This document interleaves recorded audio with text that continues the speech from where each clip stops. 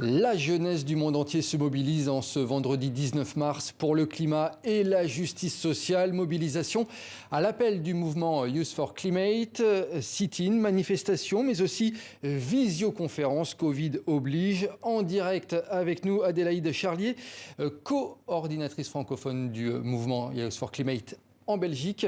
Adélaïde Charlier, quel est l'esprit et surtout l'objectif de cette journée ?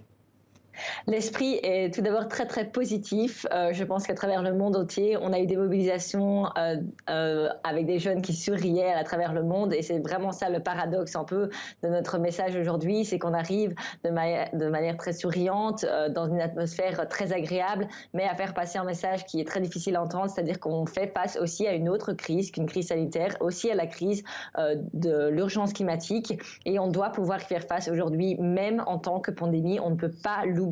Et donc c'est vraiment ce message-là qu'on veut remettre au centre de l'attention, qu'on a réussi à faire auparavant, avant la crise sanitaire, et qu'aujourd'hui on a vraiment du mal à attirer l'attention là-dessus.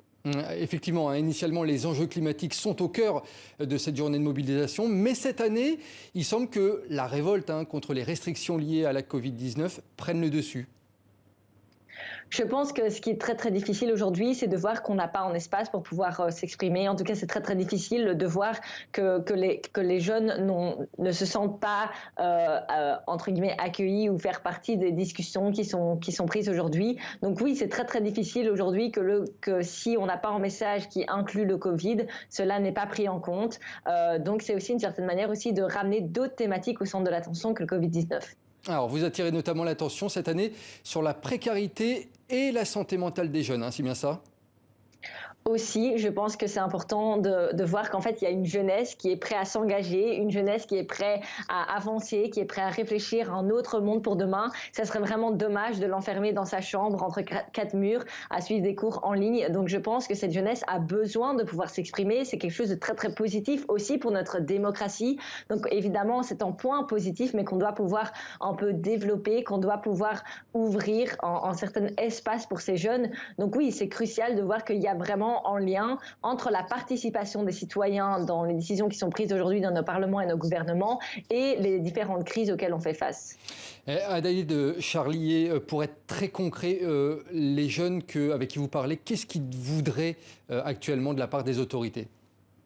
Je pense qu'il est vraiment important aujourd'hui de commencer par une communication qui est très claire, c'est-à-dire que nous ne sommes pas alignés à l'accord de Paris, par exemple. Il faut pouvoir le communiquer, l'expliquer à nos citoyens que nous ne sommes pas alignés, mais que nous avons choisi de faire en compromis, et donc de prendre des objectifs qui ne sont pas assez ambitieux, mais pour que la transition se fasse de manière plus soft. Mais ça veut dire qu'on aura des conséquences qui sont beaucoup plus intenses face au dérèglement planétaire.